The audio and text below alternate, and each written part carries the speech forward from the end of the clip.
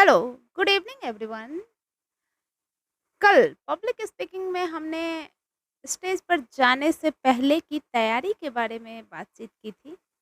आइए, अब आज स्टेज पर जाने की बात करते हैं कि स्टेज पर जाने के बाद शुरुआत कैसे करें।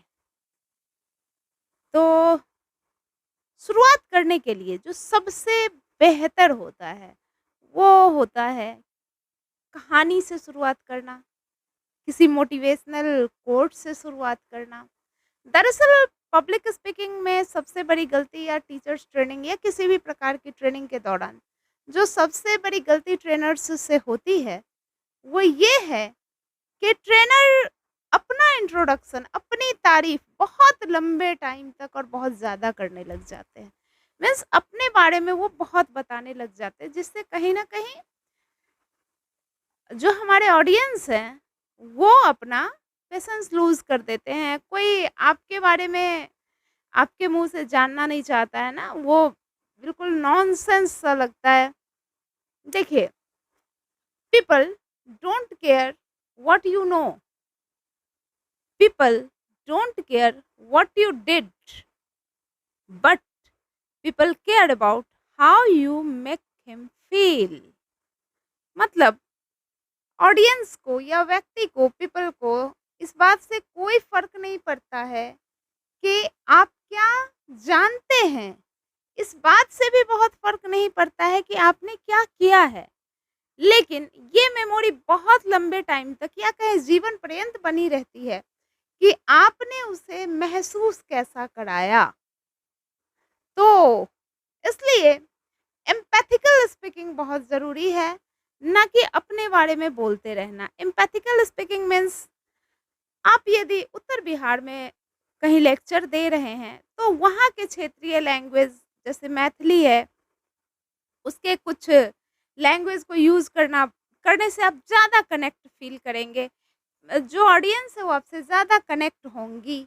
जैसे यदि आपके ऑडियंस खड़े हैं आपके जाने के बाद, तो आप उसे मैथिली लैंग्वेज में कह सकते हैं, बैठ जाओ। या आप यदि अ, दक्षिण में है तो दक्षिण बिहार के लैंग्वेज में कह सकते हैं।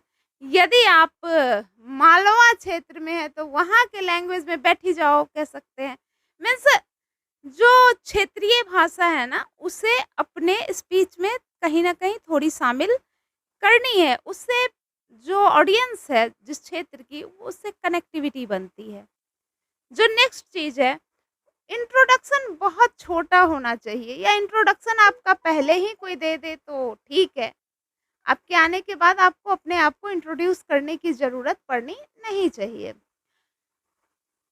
इंट्रोडक्शन की जगह यदि की सेंटेंस से शुरू करते हैं या कहानी से शुरू करते हैं, तो पीपल ज़्यादा कनेक्ट हो पाते हैं, ट्रेनिंग ज़्यादा बेहतर हो पाती है और आप ज़्यादा अच्छे से पब्लिक को समझा पाते हैं। अब जैसे मान लीजिए, एक हमें यदि अपने ऑडियंस में एक-दूसरे के कट्सी कॉल को फ़ॉलो करवाना है, एक-दूसरे से ऑडियंस को एक-दूसरे से रिस्पेक्ट दिलवानी है, यदि किसी ऑफ़िस में ट्रेनिंग दे रहे हैं और प्रत्येक टाइप हायरार्की में बहुत तरह के जो स्टाफ़ हैं, बॉस है, सभी हैं। तो एक कहानी जो कि रियल कहानी है, इस कहानी से आप उनके अंदर ये एक courtesy call, good morning, good evening, good night, ये कहना फ़ीड कर सकते हैं। कहानी एक रियल है एकदम। एक बहुत बड़ी कंपनी के मैनेजर थे। वो मैनेजर क्या हुआ ना कि एक दिन बहुत ठंड पड़ रही थी आस-पास, तो वो उनका डोर लॉक हो गया और वो एक दिन अपने ऑफ़िस में ही फँसे रह गए। बाहर बर्फ गिरने लगा था, टेम्परेचर अचानक डाउन हुआ था, सभी लोग निकल के अपने-अपने घर चले गए थे। लेकिन वो मैनेजर वहाँ फँसे रह गए, लास्टली वो लगभग कोल्ड अटैक हो गया, वो बिल्कुल ब्लू हो गए, वहीं पे बेहोश हो गए। तब तक उनका जो गार्ड था वो दौड़ के गेट खोलने गया और उस गार्ड ने जैसे-तैसे गेट खोला, तो देखा कि मैनेजर बेहोश पड़े हैं। मैनेजर को लेके गार्ड जल्दी से हॉस्पिटल गया, मैनेजर की जान बच गई। मैनेजर ने कहा कि सभी तो चले गए थे, तुम्हें कैसे पता चला कि मैं नहीं गया हूँ? तो गार्ड ने कहा कि सर, आप जब भी आते हैं तो मुझे गुड मॉर्निंग कहते हैं और जाते हैं तो मुझे गुड नाइट कहते हैं। आज गुड मॉर्निंग तो आपने कहा था, लेकिन मैं गुड नाइट के इंतज़ार में था। गुड नाइट आपने नहीं कहा तो मुझे लगा कि ज़रूर सर कहीं हैं। तो इस तरह से आपने देखा कि यदि सीनियर ने भी अप्रोच किया तो कितने बड़े खतरे से वो बच पाए। तो ये चीज़ें आप इस तरह रियल स्टोरी को भी एंड स्टोरी इमेजिनेशन से भी ऑडियंस के अंदर जो एथिकल आदतें हैं, टीचर्स के अंदर या फिर किसी भी ऑफिस में ट्रेनिंग दे रहे हैं, तो वहाँ ये एथिकल आदतें डेवलप कर सकते हैं। कहानी सुना के बच्चों को मोटिवेट किया जा सकता है उनके अ, जो उनकी स्टडी का आउटकम है वो पाने के लिए। साथ ही आप जहाँ पे भी ट्रेनिंग प्रोग्राम दे रहे हों, उस ट्रेनिंग से रिलेटेड यदि छोटी-मोटी स्टोरी से शुरुआत करते हैं, तो फिर ये बहुत ज़्यादा कनेक्ट करती है पीपल को। और पीपीटी के अंदर कहानी लिखी हुई नहीं होनी चाहिए। पीपीटी में तो 3/5 और 5/5 रूल ही अपनाना है कम से कम, राइट? जो नेक्स्ट है कि आप जो आपके ऑडियंस है उनको अच्छा फ़ील करवाएँ, उसके लिए एक टेक्निक है जिसे हम सैंडविच टेक्निक कहते हैं। सैंडविच टेक्निक क्या है? सबसे पहले जाने के बाद बिल्कुल एनर्जेटिक कर दें पीपल को। बहुत एनर्जेटिक तरीके से आप स्टार्ट करें, बीच में उन्हें थोड़ा हैवी कंटेंट दें और फिर जब लेक्चर लास्ट होने वाला हो तो वापस उन्हें लाइट करके एनर्जेटिक कर दें। ऐसे में क्या होगा ना कि आप जो बताना चाह रहे हैं वो भी उनके माइंड में चला गया और उन्हें बर्डन भी नहीं लगेगा। इस तरह से टफ चीज़ों को किसी को भी सिखाया जा सकता है, किसी ग्रुप ऑफ पीपल या इंडिविजुअल को एक सैंडविच पैटर्न बना के जिसमें ऊपर लाइट और लास्ट में लाइट, बीच में हैवी।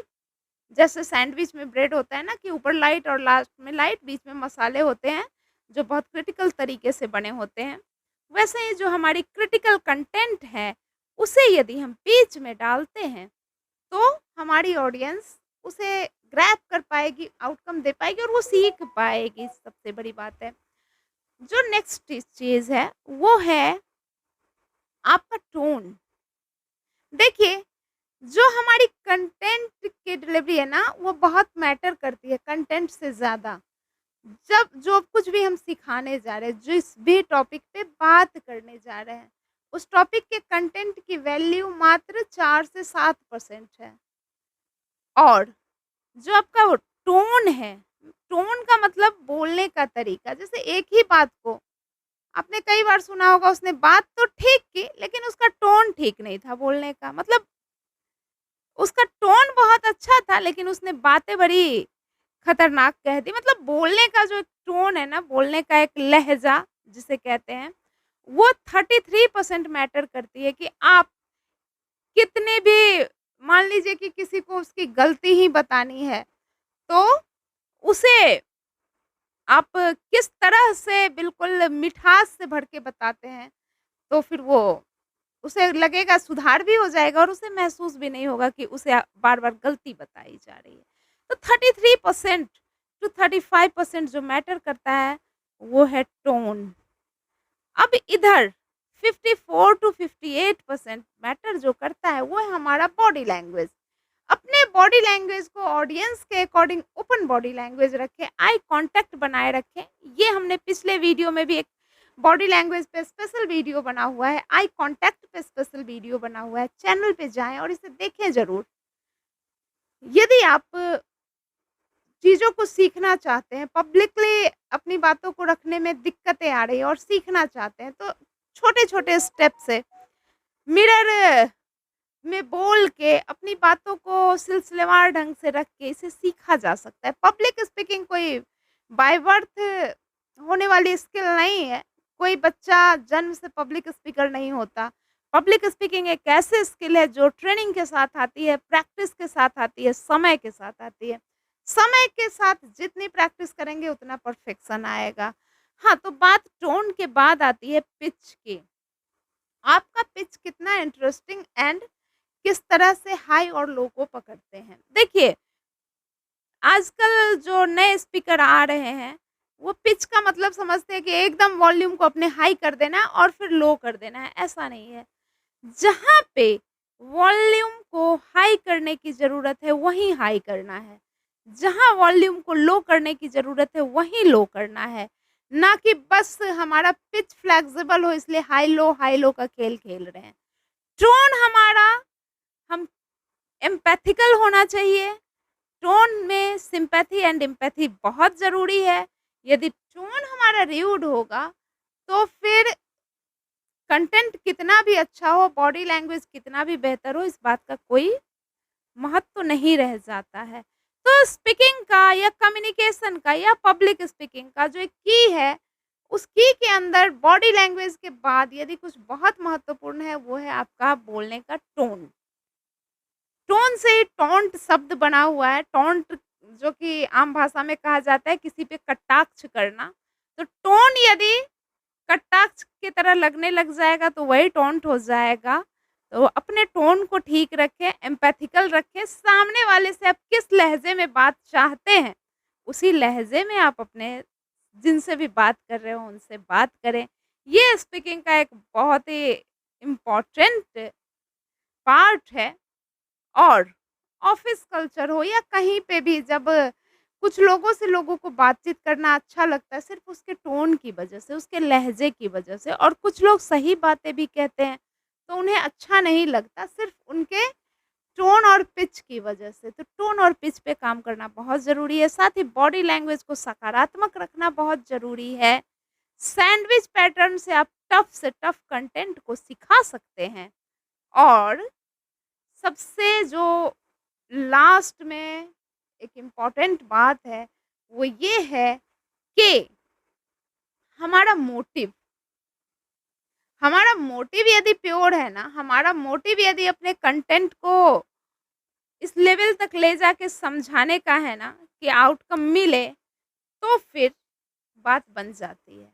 क्योंकि मोटिव यदि सही हो, तो अपने आप ही सारे काम सही होने लग जाते हैं। तो सही मोटिव से बिना डरे स्टेज पे जाएँ। वैसे पहली बार सबको डर लगता है, मैं तो पहली बार कुछ बोली ही नहीं थी।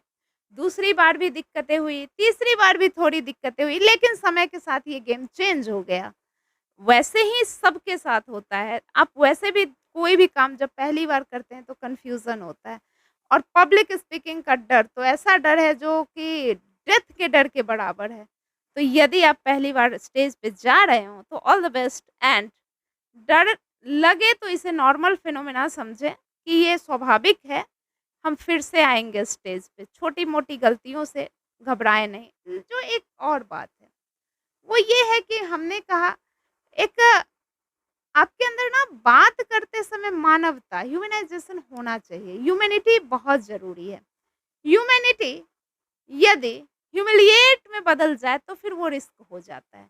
जैसे बहुत सारे लोगों को मैंने सुना है, खासकर यूनिवर्सिटीज़ में या कहीं पे भी, कि वो बोलते-बोलते अपने छात्रों को ह्यूमिलिएट करने लग जाते हैं। यहाँ पे बातें बिगड़ जाती है।